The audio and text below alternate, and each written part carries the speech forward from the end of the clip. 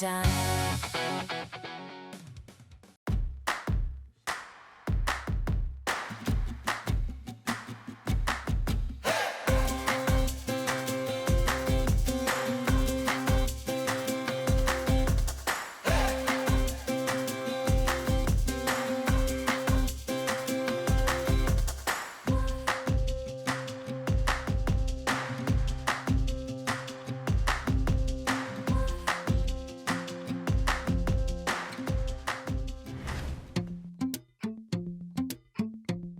양상 1호기가 출고를 했습니다. 그러면 우리 경제에 잭팟이 터집니다. 일자리 측면에서 약 11만 명의 일자리가 생기고요. 24조 원이라는 경제적 효과를 유발시킵니다. 부품이 65%가 국산화되어 있기 때문에 팔 때마다 수익이 우리 기업과 국민에게 돌아오는 구조가 되겠습니다. 반갑습니다. 저는 한국폴테크대학 항공캠퍼스의 항공전기전자정비과 윤건수 교수입니다. 여행 가방이 닫히지 않아 짐을 드러내 본 적 있나요? 스마트폰 용량이 꽉 차서 소중한 사진을 지워본 적 있으신가요? 우리는 늘 한정된 공간과 무게 속에서 고민하며 살아갑니다. 그런데 만약 그 공간이 시속 2000km 이상의 속도로 날아가는 전투기 아니라면 어떨까요? 단 1g의 무게, 단 1mm의 공간이 수조억 원의 프로젝트가 멈출 수도 있다면요. 우리 KF-21 보람에는 도면에서 하늘로 날아오르기까지 무려 9번이나 모양을 바꿨습니다. 이것은 단순한 비행기가 아닙니다. 수만 번의 수정 끝에 탄생한 인내의 산물이죠. 요즘 세계 전투기 시장의 화두는 단연 5세대입니다. 그 레이더의 새인지 비행기인지 구분조차 안 되는 완벽한 투명망토가 같고요. 그 기능이 바로 스텔스 기능입니다. 대표적인 5세대 전투기는 F-35입니다. 그 F-35는 대당 1,100억 원 이상이 되고요. 유지비도 엄청나게 비싼 편입니다. 하지만 KF-21 같은 경우에는 F-35에 비해 30% 저렴하고요. 유지비는 절반 수준입니다. 근데 경쟁 기종인 라팔이라든지 유로파이터보다 더 경제적이라고 할 수 있습니다. 라팔이라든지 유로파이터는 대표적인 4세대 전투기가 되겠습니다. 그래서 그 기종보다 훨씬 경제적이고 KF-21 같은 경우에는 4.5세대이기 때문에 더 기능도 좋고 또 유지비도 저렴하기 때문에 세계 시장에서 경쟁이 있다고 할 수 있겠습니다. 두 가지입니다. 4세대와 5세대 사이는 앞에서 설명드린 스텔스 기능과 무장이 내부로 들어가는 내부 무장이 두 가지입니다.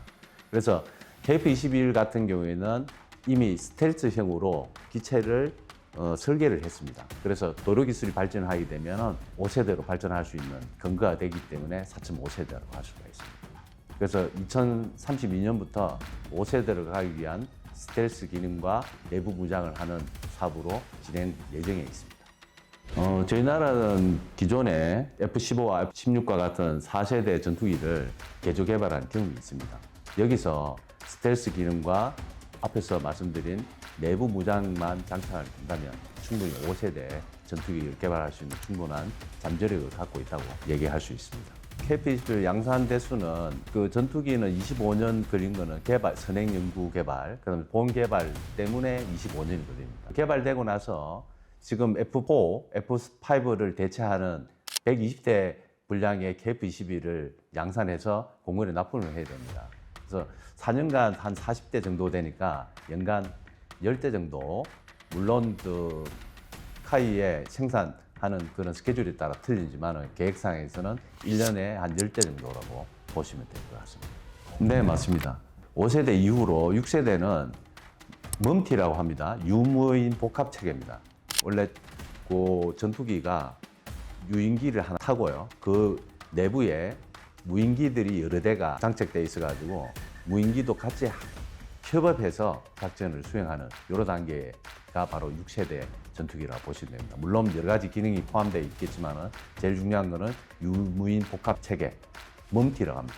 그 부분이 완성되는 것은 우리나라 기술들이 많이 있기 때문에 지금 4.5세대로 지금 개발하는 25년보다 점점 5세대, 6세대는 더 줄을 들 것으로 판단됩니다.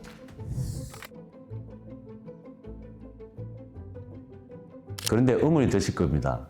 왜 5세대가 아닌 4.5세대를 했을까요? 단순히 기술이 부족했을까요? 거기에서는 담대하고 영리한 전략이 숨어져 있습니다. 사람들은 전투기 외형에 감탄을 하지만 사실 내부에 보이지 않는 안쪽에서 진정한 승부가 벌어집니다. 엔진 크기는 정해져 있는데 연료 탱크라든지 수많은 부품, 배선까지 모두 집어넣어야 됩니다. 단 1mm의 공간을 확보하기 위해서 스웨팀은 13,700장의 도면을 고치고 또 고쳤습니다. 그 무게를 줄이려고 알루미늄 대신 첨단 탄소 복합재를 도입하여 신소재와의 경쟁을 치렀다고 볼 수 있습니다. 심지어 소프트웨어 한 줄이라도 줄여서 전력 효율을 높이고 무게를 줄여야 한다는 절박한 사정이 있었습니다. 그래서 나사 하나까지 다시 검토해서 끈질긴 노력이 이 기적을 만들었습니다. 그 고통스러운 과정을 견딘 이유는 바로 무장의 독립입니다. 우리가 만든 미사일을 마음대로 달 수 있는 자유, 그것이 국산 전투기를 가진 국가만이 가진 진짜 권력입니다. 이 전투기의 진짜 무서운 점은 자유입니다. 외국 전투기는 우리 미사일을 달고 싶어도 허락을 받아야 합니다. KF-21은 우리가 원하는 무기를 마음껏 장착할 수 있는 무장의 독립을 이뤄냈습니다. 외국 기체 같은 경우에는 자체 무장을 달기 때문에 거기 인터페이스라고 합니다. 인터페이스가 맞질 않아요. 그렇기 때문에 그 무장을 달기 위해서는 그 기체의 인터페이스하고 그 있는 모든 프로그램을 다시 재수정해야 되기 때문에 허락을 맡아야 되는 부분이 있습니다. 예를 들면 USB와 같습니다. USB가 거기 들어가는 이런 인터페이스가 맞지 않으면은 그 컴퓨터에 장착을 못하는 것과 똑같습니다. 그래서 우리나라 무장이 그 다른 나라의 기체에 하려면 거기에 대한 인터페이스를 맞춰야 되는데 그 부분이 굉장히 까다롭고 어렵습니다. 만약에 무장이 바뀌면 그쪽에 안쪽에 있는 소프트웨어라든지 제어, 통신 이런 것들이 다 바뀌어야 되기 때문에 허락을 맡아야 되는 부분이 있습니다. 그리고 돈도 또 더 제공을 해야 돼요. 단순히 무장만 단다는 것이 아닙니다. 법도 정해져 있습니다. 왜냐하면 미국 같은 경우에는 전략적인 기술 같은 경우에는 외부로 주지 못하는 그런 부분이 있습니다. 예를 들면 KF-21의 레이더, 아이사 레이더와 같은 거, 그 다음에 타겟팅 파드와 같은 부분은 전략적인 기술 자산이기 때문에 우리나라한테 기술을 제공하지 않아서 하나 시스템이 레이더를 자체 개발을 했던 부분이 바로 그 부분이 되겠습니다. 지금 현재는 없다고 보시면 되겠습니다. 그래서 모든 나라들은 지금 전투기 만드는 유럽이라든지 러시아라든지 미국 같은 경우에는 그 동일한 인터페이스는 되어 있지만은 그 무장과 관련된 통신, 제어하는 부분들을 모두 바꿔야 되기 때문에 그거는 허락을 받아야 되고 또 기술 루트를 방지하기 위해서 그 부분을 공개하지 않기 때문에 힘들다고 보시면 되겠습니다. 그래서 저희들이 국산 전투기가 꼭 필요했고 KF-21 보라매 전투기가 우리나라에 진짜 권력을 주는 무장의 독립 모든 것을 할 수 있기 때문에 중요하다고 보시면 되겠습니다. 원래는 전투기를 개발하면 무장 측면에서 얘기를 하겠습니다. 미사일은 두 가지로 나눌 수 있습니다. 에어 투 에어, 그 공중에 미사일 날리는 그런 무장과 에어 투 그라운드, 위에서 폭격하는 무장이 나눠져 있는데 저희 한국이 모든 미사일과 무장을 다 가지고 있지 않습니다.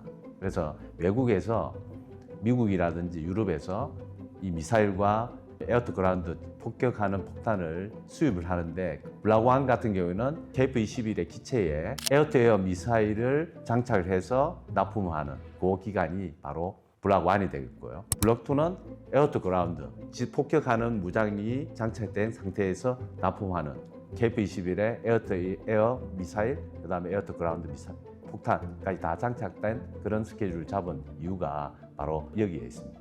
F-50이라면 F는 전투기를, A는 어택 해가지고 폭격기를, 50은 F-50 출시 당시에 공군 50주년이라서 50을 붙은 겁니다.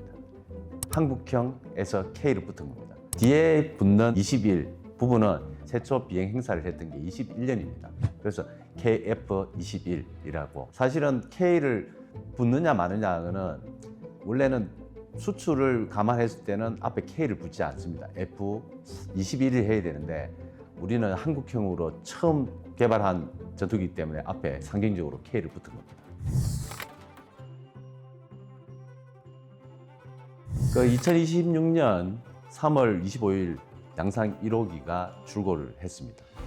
그러면 우리 경제에 잭팟이 터집니다. 일자리 측면에서 약 11만 명의 일자리가 생기고요. 24조 원이라는 경제적 효과를 유발시킵니다. 부품이 65%가 국산화되어 있기 때문에 팔 때마다 수익이 우리 기업과 국민에게 돌아오는 구조가 되겠습니다. 도매석 1mm를 위한 사투가 대한민국의 영공을 지키고 경제를 살리는 날개가 되었습니다. 여러분의 오늘 하루 1g 노력이 언젠가 이렇게 비상하기를 응원합니다. 지금까지 학과사전의 윤건수 교수였습니다. 국산 항공기는 인도네시아를 시작으로 필리핀, 폴란드 등 6개국에 무려 200대 이상이 판매되었습니다. 최근 말레이시아와 약 1.5조 규모의 2차 수출 계약을 성사시켰고 폴란드와는 유럽 진출의 궤도인 4조대 계약을 이행 중입니다.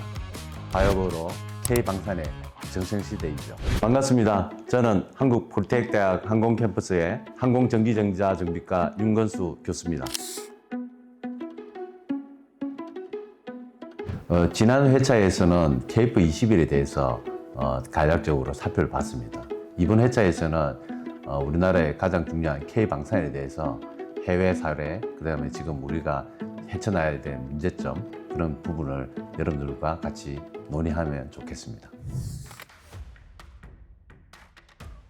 수백억, 수천억 원에 달하는 전투기를 살 때 성능만큼이나 중요한 것은 무엇이실까요? 단순히 기계 한 대를 사는 것이 아니라 국가 간의 신뢰와 미래를 약속하는 일입니다. 전 세계 하늘에 대한민국이 만든 비행기가 날아다니고 있습니다. K방산은 이제 단순한 무기 수출을 넘어 전 세계 국가들과 전략적인 동맹을 맺는 핵심 열쇠가 되었습니다.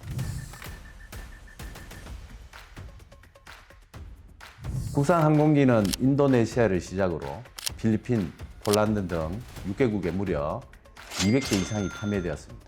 최근 말레이시아와 약 1.5조 규모의 2차 수출 계약을 성사시켰고 폴란드와는 유럽 진출의 궤도인 4조대 계약을 이행 중입니다. 바이오보로 K방산의 정성시대이죠. 인도네시아와의 공동개발 분담금이 1.6조에서 6천억 원으로 줄어들었고 기술 이전이 축소되는 우여곡절을 겪었습니다. 하지만 공동개발의 진짜 목적은 단순한 자금 확보가 아닙니다. 우리 항공산업이 동남아로 뻗어나가는 핵심 거점을 선점하는 것입니다.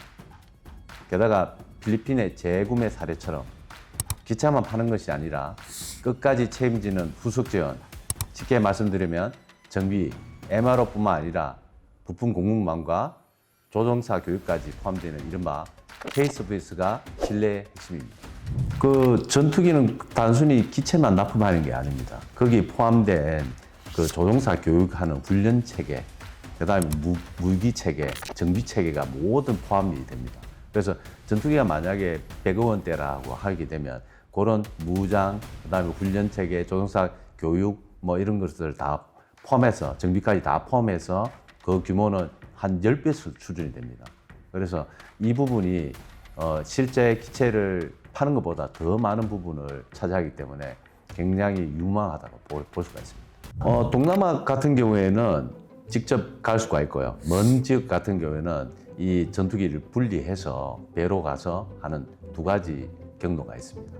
그래서 예를 들면은 저기 인도네시아 같은 경우에는 우리나라에서 떠서 뭐 일본이라든지 홍콩을 거쳐서 가든지 이렇게 하는 예전에 T-50 인도네시아 수출기가 그런 방법을 동원했던 걸로 제가 기억을 하고 있습니다. 먼 곳에 같은 경우에서는 이게 원래 항속 거리가 있거든요. 그래서 이게 KF21 같은 경우에는 한 700~800km가 되기 때문에 저기 유럽까지라든지 가지를 못하지 않습니까? 그럴 때는 배로 하고요. 그 배로 했을 때 좋은 장점이 있고 조종사가 직접 조종을 해서 가는 이 두 가지 방법이 있습니다.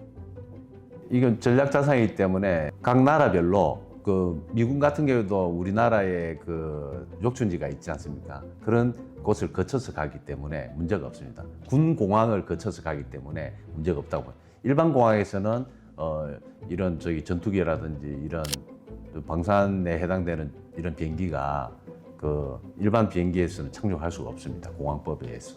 그래서 각 나라별로 군 공항을 이용해서 간다고 보시면 되겠습니다.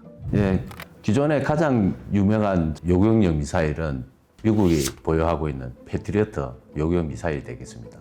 그 부분은 지금 미국은 지금 현재 패트리어트 생산 능력이 그렇게 좋지 않기 때문에 지금 전쟁에 많이 지금 사용을 했습니다. 하지만 천궁2와 같은 경우에는 지대공이라 합니다.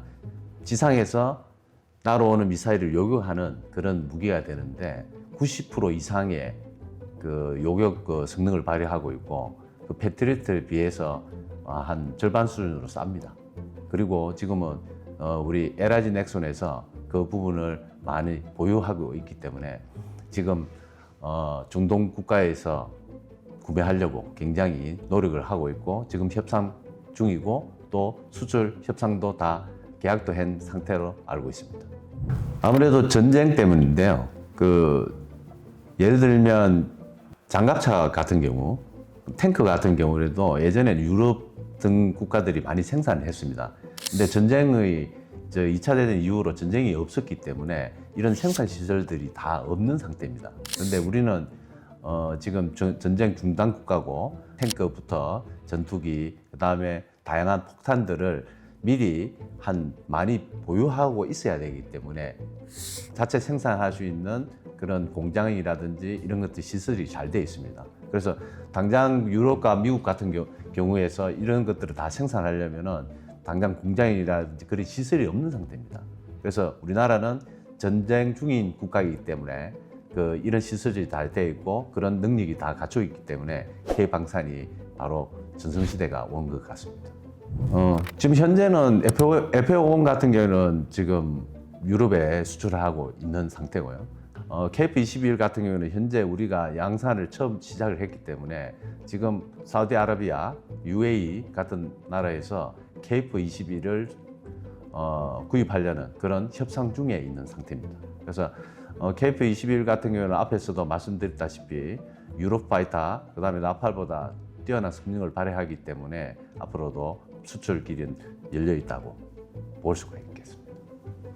우리 국산 전투기인 KF-21이 개발되면은 만약에 수출했을 경우 다른 나라가 개발된 그 무장을 이렇게 다시 달게 되면은 거기에 대한 안에 우리 KF-21에 개발된 모든 소프트웨어라든지 이런 뭐 통신에 이런 것들을 저희들이 다 개발을 해야 되기 때문에 순이익이 더 발생되는 이런 구조가 되겠습니다. 그것도 우리나라 전투기에 다른 나라 무장을 달 경우는 허락도 받아야 되고 그에 대한 로열티를 지불해야 되는 그런 상황입니다. 제가 F-50 했을 경우 락히드 마틴사가 유도폭탄 중에 WCMD라는 그런 유도폭탄이 있습니다. 그 부분에 약간의 소프트웨어 겨냥하는 소프트웨어를 좀 고쳐달라고 했는데 무려 30억을 요구한 경우가 있습니다. 제가 볼 때 우리나라 전투기 할 때는 30억이 아니라 한 3천만 원 하면 충분히 이것을 수정 보완을 할 수 있는데 그게 바로 로열티를 받는 그런 부분이 되겠습니다. 그래서 우리가 다 국산화를 해야 되는 이유가 바로 여기에 있고 그래서 뭐 자그마한 것을 고치기 위해서 많은 외화 누출이 방지되는 그런 효과도 누리기 때문에 이 국산화는 반드시 중요한 요소가 될 수 있거든요. 이제 가장 뜨거운 요충지는 중동입니다. 이집트와는 100대 규모의 현지 생산 협상을 하였고요. 사우디와 KF-21 수출과 우주 협력을 논의 중에 있습니다. 중동의 자본과 우리 기술력이 만나 K방산은 단순한 판매를 넘어서 전략적 파트너십으로 진화하고 있습니다. 세계의 하늘을 지키는 대한민국의 비상, 앞으로도 계속됩니다. 지금까지 학과사전의 윤건수 교수였습니다. 여의도에서 잠실까지 10분 만에 접하는 하늘길 주문이 곧 현실이 됩니다. 공홈 택시 수준으로 가격을 낮추는 5억까지 계획이 되어 있습니다. 반갑습니다. 저는 한국폴테크대학 항공캠퍼스의 항공전기정자 정비과 윤건수 교수입니다. 매일 아침 꽉 막힌 도로 위 차라리 날아갔으면 좋겠다 생각하신 적 없으신가요? 영화 속에서나 보던 이 상상이 이제 곧 우리 아침의 풍경이 됩니다. UAM 도시명 항공 모빌리티는 막힌 도로 대신 하늘길을 여는 마법 같은 기술입니다. 여의도에서 잠실까지 10분 만에 주파하는 하늘길 출근이 곧 현실이 됩니다.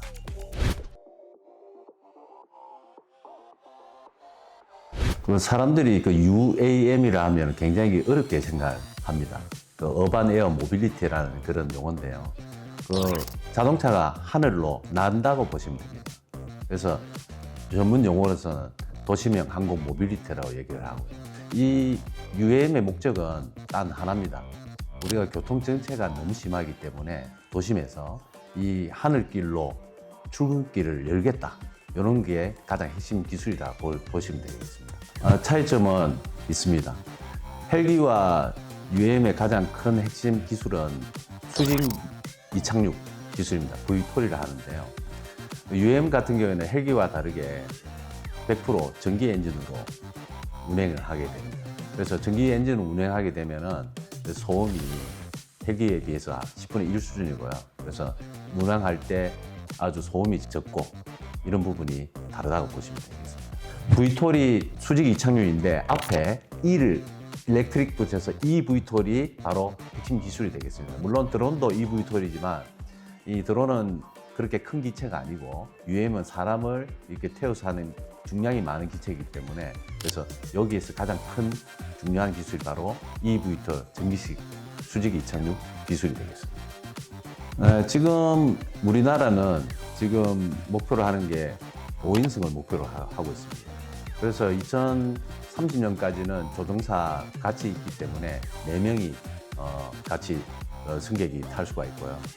2035년까지 완전 자율주행이기 때문에 그때는 조종사 없이 5명이 탈 수 있는 그런 UAM 기체를 지금 그랜드 챌린지라는 그런 사업을 통해서 실증을 하고 있습니다.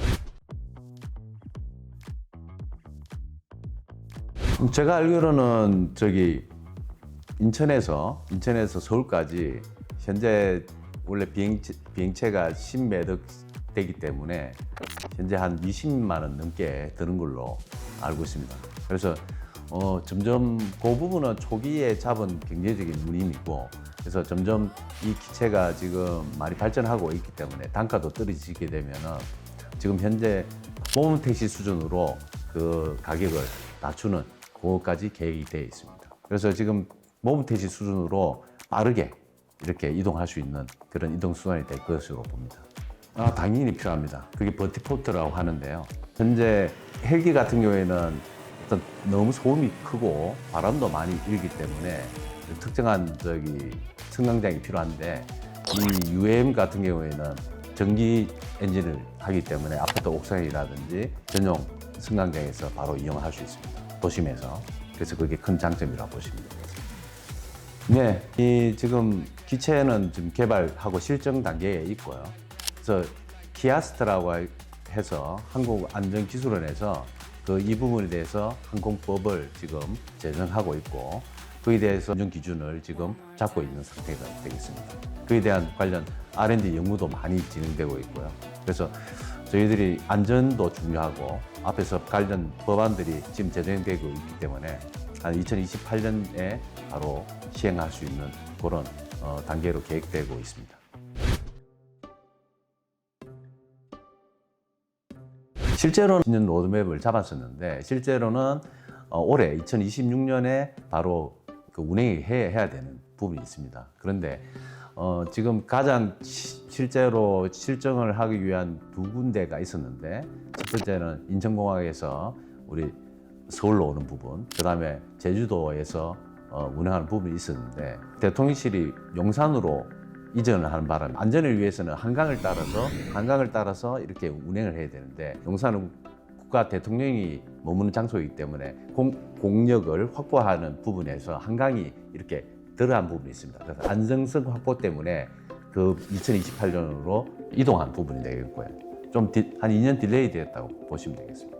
지금 현재로는 대통령실이 청와대로 이전했기 때문에 빠르게 시청할 수 있는 2028년에서는 반드시 운행할 수 있는 조건을 만족하도록 하는 지금 계획으로 진행되고 있습니다. UAM 같은 경우에는 수직 이착륙 그 프로펠러들이 있기 때문에 바람의 영향과 태풍 영향을 많이 받습니다.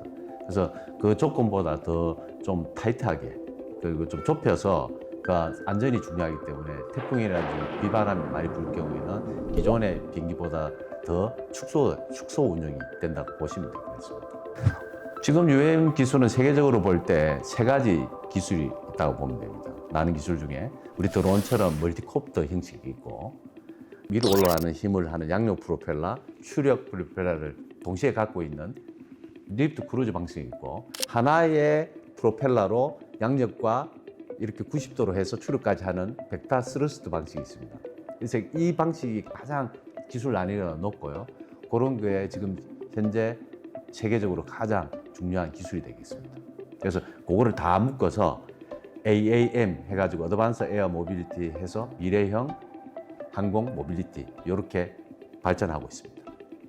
당연히 관제탑은 필요하고요. 왜냐하면은 이 자동차도 마찬가지지만은 이 우리 비행기들은 관제사가 있습니다. 그래서 지금 UAM 같은 경우는 일반 비행기보다 더 많이 이렇게 운영되기 때문에 필수적으로 관제가 필요하고요. 더 엄격한 관제 관리가 필요합니다. 왜냐하면 도심 위에 날아야 되고 사람들이 거주한 지역 위에 있기 때문에 그런 회랑, 움직이는 그 회랑과 그 모든 관리를 관제가 가장 중요한 부분이 되겠습니다.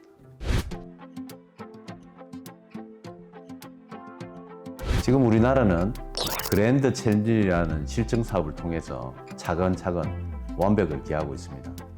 도심을 넘어 인근 도시까지 연결하는 AAM, 미래형 항공 모빌리티로 그 영역도 넓혀지고 있죠. 그 새로운 하늘길을 여는 것은 기체뿐만 아니라 그 시스템을 관리하고 제어하는 인재들의 몫입니다. 우리의 출근길이 하늘로 바뀌는 그날을 기대해 봅니다. 지금까지 학과사전의 윤건수 교수였습니다.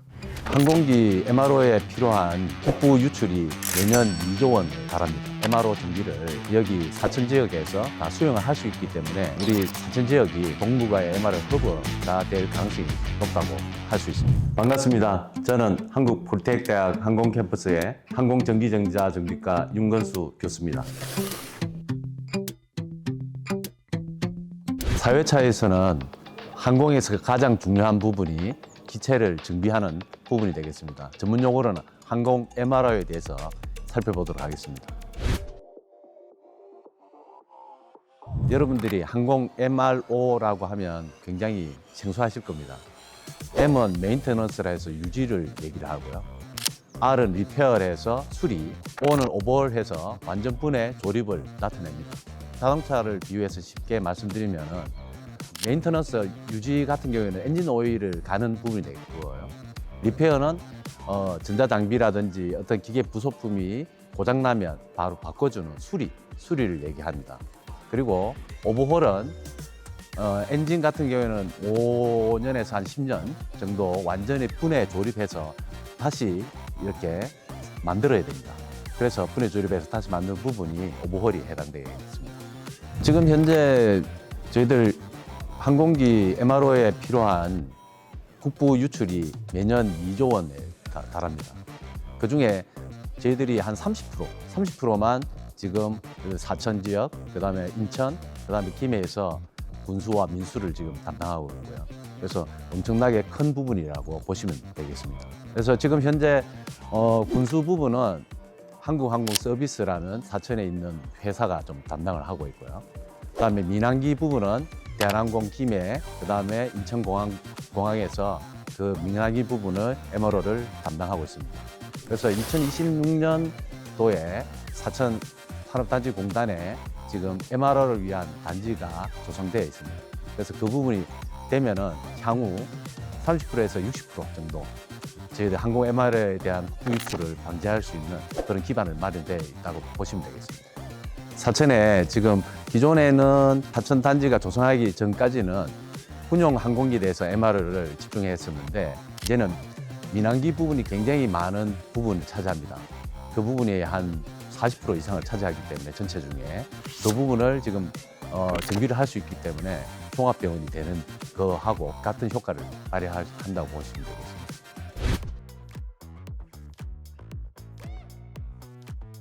사천 지역은 국내에서 가장 많은 항공 업체들이 군집하고 있는 가장 중요한 산단이기 때문에 몇 년 전에 국가에서 항공 MRO 사업 단지로 공식 제정이 되었습니다. 그 이유 때문에 MRO 산단이 여기에 있어 있는 거고요. 그래서 실제 부품이라든지 이게 생산하는 업체 옆에서 정비가 이루어져 있기 때문에 사천 지역이 MRO 메인 산단으로 사업으로 지정받는 건 당연한 거라고 생각합니다. 사실은 자동차를 예를 들면 자동차를 만들어서 한 3년 이후가 되면은 다 유지 보수가 발생되는데 그거는 기체를 만든 값 이상으로 정비하는데 많은 비용을 지출하는 것처럼 비행기는 기체 만드는 것보다 유지 보수 비용이 한 2배 더 높다고 보면 되겠습니다. 예, 늦은 이유는 사실 우리 군용 항공기 같은 경우에는 저희 나라에서 어떤 외국 인증, 특히나 미국 같은 경우는 FAA 인증이라고 있고요. 유럽에서는 이아사 인증이라 있습니다. 그 인증을 취득한 회사만이 이 외국 기체에 대한 MRO를 수행할 수 있습니다. 그래서 우리나라의 업체들이 고인가를 받은 업체가 지금 현재 대한항공이 지금 하고 있고 매년 한 30억 정도를 투자해서 그 인가를 유지할 수 있는 그런 돈이 마련돼야 되기 때문에 기존에는 그런 어려운 부분이 있기 때문에 많이 우리가 수용을 못한 부분이 있는데 지금은 그 부분을 제도적으로 풀어서 저희들이 산업단지에서 MRO 산업단지에서 외국 기체도 정비할 수 있는 그런 기반을 마련돼 있는 상태입니다. 우리는 지금 현재 그 군용 항공기 포함해서 아까 말씀드렸다시피 30% 정도를 하게 되는데요. 그 이유는 비용 때문입니다. 사실 동남아의 대만이라든지 홍콩, 중국에서는 저가로 MRO를 하기 때문에 우리한테 기회가 많이 없었습니다. 우리 한국은 지금 그 정비 인력도 부족하고 시설이 부족했기 때문에 우리가 수용을 다 못하는 부분이 있었는데요. 그 부분을 지금 현재 2026년도 사천의 산업단지가 조성되어서 그 부분이 많이 수용될 것이라고 판단됩니다. 앞에서 말씀드렸다시피 우리나라에서 운영되는 군용뿐만 아니라 민항기들이 해외에 나와서 MRO 정비를 지금 수행하고 있습니다. 그 부분의 많은 부분이 한 60%를 여기 사천 지역에서 그다음에 대한항공에 있는 김해, 인천에서 다 수용을 할 수 있기 때문에 저희들이 국부 유출이 많이 없을 수가 있는 거고요. 지금 비행기뿐만 아니라 앞으로도 미래형 모빌리티 기체를 생기고요.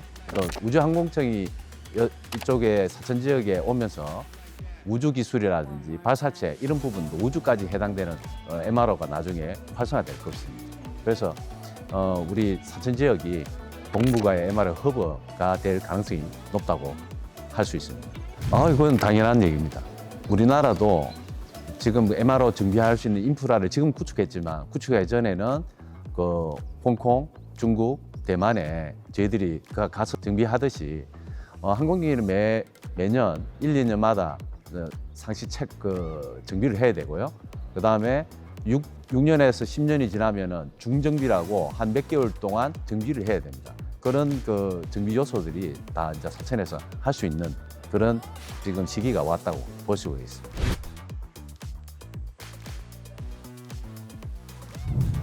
그거는 절대 아닙니다. 카이는 항공기를 생산하는 체계종합 업체지만은 체계종합이라는 것은 다양한 회사들이 만드는 엔진부터 시작해서 전기 전자 제품까지 다 하는 회사들이 다 있습니다. 엔진 같은 경우는 지금 우리 하나 에어로스페이스가 차세대 엔진을 국산화하고 있고요. 하나 시스템 같은 경우에는 우리 전투기라든지 여기 들어가는 전자 제품들이 일부 생산해서 카이로 납품하기 때문에 이런 다양한 회사들이 다 같이 해야 되는 부분이 되겠습니다. 카이 같은 경우에는 지금 항공기뿐만 아니라 위성에 들어가는 위성도 제작하고 있고요. 미래형 기체도 지금 개발하고 있기 때문에 각각에 있는 1차 밴드들의 회사들이 각각 많은 힘을 들여서 이렇게 노력을 해야 이게 우리가 MRO를 완성할 수 있다. 이렇게 보시면 될 것 같습니다. 우리는 이미 KC-100이라고 국산 민항기 4인승을 개발한 저력이 있습니다. 그리고 지금 대부분의 우리가 여객기 만드는 가장 중요한 기업이 에어버스하고 보잉사입니다. 그 보잉사의 기체에 있는 부품을 20% 이상 저희들이 납품하는 글로벌 파트너고요. 이런 민항기 개발 저력을 바탕으로 해서 2030년도 미래 전기 항공기 시장의 퍼스트 무브가 될 것이라고 생각합니다. 마지막 퍼즐인 엔진 국산화가 되면은 우리가 만든 메이드 인 코리아 10개를 타고 세계 각지를 누비는 것이 곧 현실이 될 것입니다. 지금까지 학과사전의 윤건수 교수였습니다. 저희 대학은 취업률이 80%를 상회하는 그런 대학이십니다. 그런데 이런 단순히 이제 80%에서 우리는 취업의 질이 좀 높다고 보시면 됩니다. 10명 중에 한 4명 정도는 대기업 플러스 우량기업에 취업을 하고요.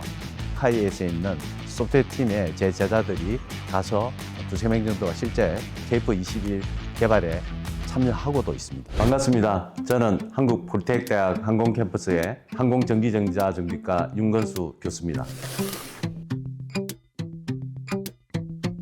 5회차에서는 대한민국 항공인재의 요람인 한국폴리텍대학 항공캠퍼스에 대해서 말씀드리도록 하겠습니다. 우리 대한민국은 항공산업이 더 없는 호황기를 마련하고 있습니다. 그런데 이를 뒷받침할 수 있는 인력이 턱없이 부족한 상태고, 이런 해답을 찾기 위해서 우리 항공캠퍼스의 문을 열어보려고 합니다.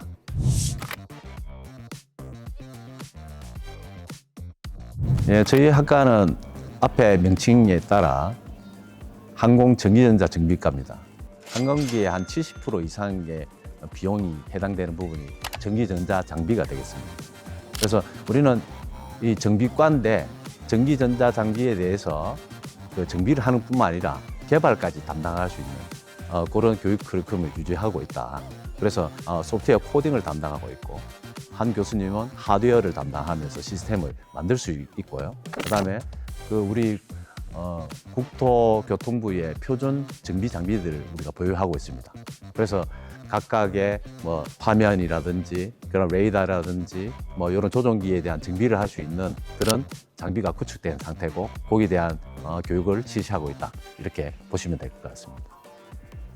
실제 대학에서는 이론과 실습을 하는데 현장 맞춤형으로 하는 부분이 굉장히 부족한 편입니다. 저는 카이에서 전투기를 만드는 경험을 가지고 있고, 특히나 전투기의 눈과 머리에 해당되는 부분을 제가 개발했기 때문에 실제 항공기에 딱 맞춘 바로 적용 가능한 부분을 교육을 하고 있습니다. 그 한 예로 우리 자동차에 보면 내비게이션처럼 항공기는 멀티펑셔널 디스플레이에서 조종사에게 고도라든지 방향, 그다음에 엔진, 그다음에 연료라든지 이런 부분을 살펴볼 수 있는 그런 디스플레이가 있습니다. 그 부분을 실제로는 설계하고 구현하는 그런 작업들을 실제 교육에 반영해서 가르치고 있습니다. 실제 항공기는 조종사 정보를 제공하는 그런 코딩을 하고 실제로 통합 시험을 해야 됩니다. 통합 시험하는 장비가 굉장히 특수하고요. 우리나라 최초로 지휘과에서는 통합 시험하는 장치를 만들어서 우리가 바로 코딩한 이후에 통합 시험을 할 수 있는 그런 유일한 장비를 보유하고 있습니다. 그리고 그 장비를 구축할 때 카이라든지 하나 시스템의 자문을 얻어서 실제와 유사하게 대화면 디스플레이에서 실제 조종과 유사하게 구축했기 때문에 국내 유일하다고 보면 될 것 같습니다. 폴텍 대학은 노동부 소속 국립대학이 되겠습니다. 그래서 지금 저희들이 공납금이 한 120만 원, 30만 원대로 굉장히 싸고요. 물론 기숙사도 싼 편입니다. 그뿐만 아니라 교육부 대학과 달리 우리는 고가의 장비를 많이 구매할 수가 있습니다. 그래서 실제 항공 쪽이라든지 다른 산업에서는 실제 혁신 장비들을 해서 교육에 반영을 해야 되는데, 그것을 할 수 있는 것이 바로 폴리텍 대학이라고 할 수 있습니다. 저희 대학이 사천에 위치한 이유는 사천이 우리 항공의 메카고요. 그래서 대부분의 많은 기업들이 밀집되어 있습니다. 더구나 우주항공청이 사천에 위치하고 있고, 항공우주 융복합 도시가 설립이 돼서 다양한 대기업과 회사들이 우주 기업뿐만 아니라 항공 기업도 이렇게 사천에 오고 있습니다. 그래서 그런 좋은 입지 조건을 발판으로 여기서 교육을 하고 뭐 취업을 할 수 있는 공간들이 많이 있다 이렇게 볼 수가 있습니다. 우리 항공 캠퍼스는 폴텍 대학 중에 특성화 대학으로 분류되어 있어가지고 항공 캠퍼스는 유일합니다. 그래서 항공을 가르치는 캠퍼스는 우리 폴텍에서는 유일하다고 보시면 되겠습니다. 저희 대학은 취업률이 80%를 상회하는 그런 대학이십니다. 그런데 이런 단순히 이제 80%에서 우리는 취업의 질이 좀 높다고 보시면 됩니다. 그러니까 10명 중에 한 4명 정도는 대기업 플러스 우량기업에 취업을 하고요. 그리고 사실 저희 대학은 그 대기업이나 우량기업을 갔을 경우에는 품질이라든지 테스트 엔지니어로 많이 가는데 저희 학생들이 완전한 개발자로 가기 위해서 대기업 밑에 있는 회사에 들어가서 꾸준히 2, 3년을 해서 그 경력으로 대기업을 취업하고 그 전문 기술자 엔지니어로 발전한 케이스가 많습니다. 실제로 제가 다니던 팀, 카이에서 있는 소프트웨어 팀에 제 제자들이 가서 2, 3명 정도가 실제 케이프 21 개발에 참여하고도 있습니다. 그런 좋은 케이스들이 많기 때문에 저희 학과가 다른 곳보다 좀 우월성이 있다 이렇게 자부하고 있습니다. 그 항공기업에 취업을 할 때 저희 항공 캠퍼스는 유일하게 항공 분야의 인재를 양성하기 때문에 지역에 있는 기업과 대기업들이 인재를 많이 요구를 하고 있고 취업의 우선순위가 많이 결정되어 있습니다. 그리고 어떤 학생들은 저희 항공 캠퍼스에 공군 부사관이 되려고 많이 오는 학생도 있어요. 우리가 뭐 부사관 과정을 운영하지 않는데 그 부사관은 지금 현재 한 30대, 40대 1 경쟁률을 갖고 있습니다. 그런데 저희 과 같은 경우에는 공군 부사관이 되려고 온 학생들은 거의 대부분 100% 공군 부사관으로 갔습니다. 그만큼 항공 캠퍼스의 저희 과 같은 경우에는 네임밸류가 있기 때문에 공군에서도 부사관을 이렇게 뽑아주는 그런 률이 높다고 보시면 되겠습니다. 네, 물론입니다. 그러니까 우리가 기체를 파는 뿐만 아니라 지원 체계, 훈련 체계 이런 부분도 다 그 현지에서 다 지원을 해야 됩니다. 그래서 우리나라가 지금 전투기 만드는 8번째 국가고 그래서 중동이라든지 동남아시아에서 이런 엔지니어를 많이 요구를 하고 있습니다. 뭐 심지어 미국이라든지 이런 선두 주자에 있는 그런 국가들도 가게 되면 내부에서 많은 구인 광고도 하고 있고요. 그래서 이런 경험이 바탕이 된다면 해외에 구직하고 해외 진출하는 데는 굉장히 도움이 된다고 보시면 됩니다. 그리고 실제 카이에 다니는 사람이 퇴사했을 때 그 해외에서 그 인력에 대한 교육이라든지 그다음 지원 때문에 퇴사 이후로 이런 중동이라든지 동남아에 가서 일하시는 분도 있기 때문에 그 해외에 취업하는 문이 활짝 열려 있다 이렇게 보시면 됩니다. 그리고 또 하나 지금 언어에 대한 문제가 있는데 앞으로 이제 AI 기술이 발전하면서 바로 동시 통역이 되는 그런 시스템이 개발되기 때문에 그런 언어 문제도 많이 극복이 될 것으로 판단됩니다. 그래서 학생들이 이 항공업계에 대한 교육을 받고 해외 취업하는데 많이 도움이 될 것 같습니다. 사실은 학생들을 지원하는 인재 육성 사업이 있습니다. 그래서 LH 공사에서 매년 14년 동안 매년 3억 수준의 장학금을 받아서 하이테크 과정을 지금 하고 있고요. 그리고 기업이 필요한 인력들이 있습니다. 그 재교육이라든지 MRO 양성 사업이라든지 그런 부분에서 기업이 있는 재직자뿐만 아니라 새로 들어오는 신입 사원들을 교육하는 프로그램들을 운영하고 있습니다. 그래서 저희 그 대학의 산업협력처는 지역에 있는 그다음에 사천 지역에 있는 항공회사의 인력도 보급하고 그다음에 재직자라든지 신입사원을 재교육하는 그런 프로그램들을 운영하고 있다고 보시면 되겠습니다.